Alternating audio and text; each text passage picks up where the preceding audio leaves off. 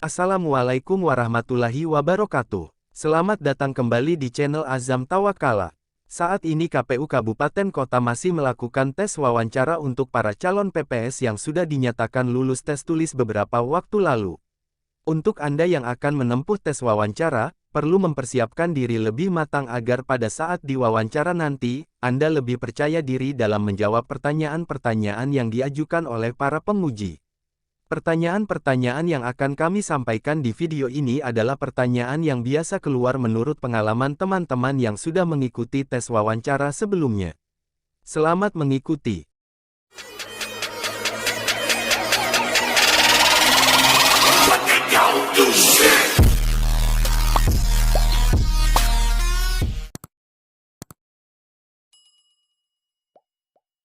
Pertanyaan pertama yang biasa disampaikan adalah tentang identitas diri Anda.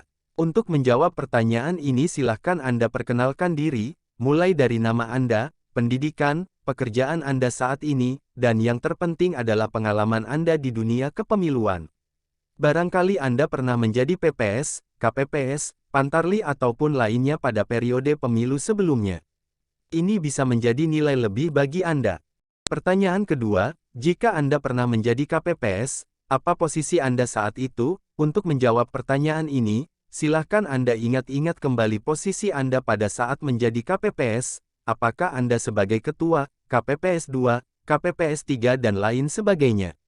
Jawaban ini bisa Anda lengkapi dengan menguraikan tugas Anda saat menjadi KPPS. Jika posisi Anda sebagai ketua, Anda bisa menyebutkan tugas Anda salah satunya menandatangani surat suara dan lain-lain. Pertanyaan ketiga, biasanya Anda juga akan ditanya tentang berapa jumlah dusun di desa Anda serta berapa jumlah TPS di desa Anda pada pemilu sebelumnya. Untuk menjawab pertanyaan ini, silahkan Anda sebutkan jumlah dusun yang ada di desa Anda serta jumlah TPS pada pemilu tahun sebelumnya. Silahkan Anda sesuaikan dengan kondisi di desa Anda masing-masing. Pertanyaan keempat, apa kepanjangan dari KPU, PPK, PPS, KPPS, dan Pantarli? Jawab. Kepanjangan dari KPU adalah Komisi Pemilihan Umum. PPK Panitia Pemilihan Kecamatan, PPS Panitia Pemungutan Suara, KPPS Kelompok Penyelenggara Pemungutan Suara dan Pantarli adalah petugas pemutakhiran data pemilih. Pertanyaan kelima, apa saja tugas dari PPS? Jawab. Tugas PPS menurut Undang-Undang Nomor 7 Tahun 2017 adalah mengumumkan daftar pemilih sementara atau DPS, menerima masukan dari masyarakat tentang DPS, melakukan perbaikan dan mengumumkan daftar pemilih sementara hasil perbaikan, mengumumkan DPT dan melaporkannya kepada KPU Kabupaten Kota melalui PPK, melaksanakan semua tahapan penyelenggaraan pemilu di tingkat kelurahan desa yang telah ditetapkan oleh KPU, KPU Provinsi, KPU Kabupaten Kota dan PPK. Pertanyaan keenam, kapankah pemilu akan dilaksanakan? Jawab. Pemilu 2024 akan dilaksanakan pada tanggal 14 Februari tahun 2024. Pertanyaan ketujuh, berapakah jumlah DPT di desa Anda saat pemilu terakhir? Jawab. Silahkan Anda sesuaikan dengan kondisi dan jumlah DPT di tempat Anda. Pertanyaan ke-8, dalam menjalankan tugasnya, PPS dibantu oleh Sekretariat PPS yang terdiri dari, jawab. Sekretariat PPS terdiri dari 3 orang yaitu 1 orang sekretaris PPS dan 2 orang staf. Pertanyaan ke-9, bisakah Anda sebutkan peraturan perundang-undangan yang mengatur tentang pemilu 2024? Jawab. Peraturan perundang-undangan yang mengatur tentang pemilu 2024 diantara yang saya ketahui adalah Undang-Undang Nomor 7 Tahun 2017 dan PKPU Nomor 9 Tahun 2022. Pertanyaan ke-10, apa saja syarat pemilih? Jawab. 1. Warga negara Indonesia. 2. Berumur 17 tahun atau sudah pernah menikah. 3. Bukan anggota TNI Polri. 4. Tidak sedang terganggu jiwa dan pikirannya. 5. Tidak sedang dicabut hak pilihnya berdasarkan putusan pengadilan yang telah mempunyai kekuatan hukum tetap. 6. Berdomisili di wilayah administratif dibuktikan dengan KTP elektronik. Pertanyaan ke-11. Apa saja asas pemilu? Jawab. Langsung, umum, bebas, rahasia, jujur dan adil. Pertanyaan ke-12. Di dalam pemilu, pemilih tidak boleh dipaksa untuk memilih calon tertentu. Ini sesuai dengan asas pemilu yang mana? Jawab. Itu sesuai dengan asas pemilu yaitu bebas. Pertanyaan ke-13. Berapakah jumlah surat suara yang dicetak? Jawab. Surat suara yang dicetak adalah sebanyak DPT dan ditambah 2% untuk surat suara cadangan. Pertanyaan ke-14. Katakan alasan mengapa kami harus merekrut Anda. Jawab. Di sini Anda bisa menyampaikan keterampilan dan semua kemampuan yang dimiliki. Usahakan juga jangan terlalu hiperbola.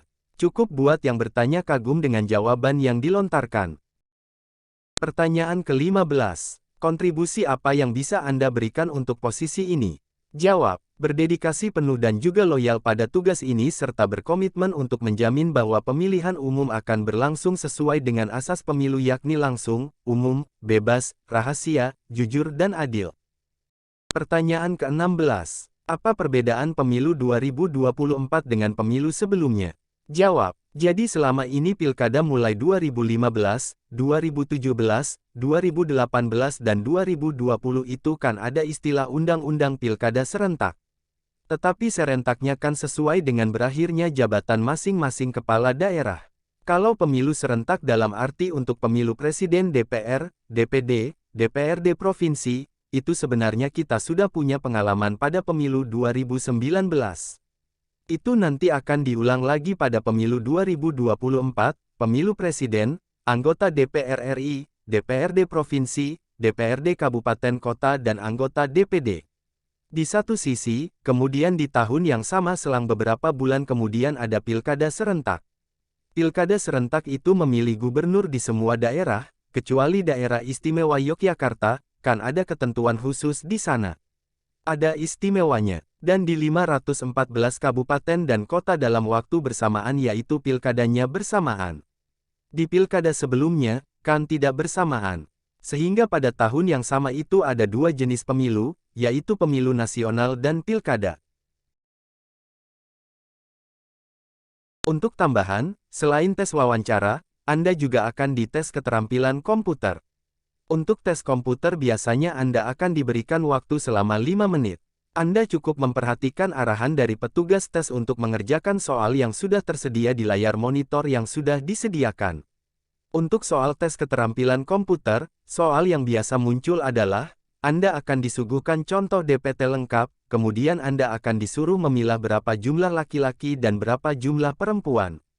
Kemudian total semuanya. Setelah itu dari sekian nama itu Anda akan disuruh menentukan mana yang paling tua umurnya. Perlu diingat, dalam tes keterampilan komputer ini, hasil bukanlah penentu dari nilai Anda, melainkan penguasaan Anda terhadap rumus-rumus yang ada di Excel. Jadi silakan Anda kerjakan soal-soal tersebut dengan menggunakan rumus. Jika Anda kerjakan secara manual maka waktu Anda akan habis. Adapun untuk menambah pengetahuan Anda tentang rumus-rumus Excel, kami sarankan untuk mencari tutorial-tutorial Excel yang ada di YouTube. Demikianlah contoh tes soal wawancara PPS 2024.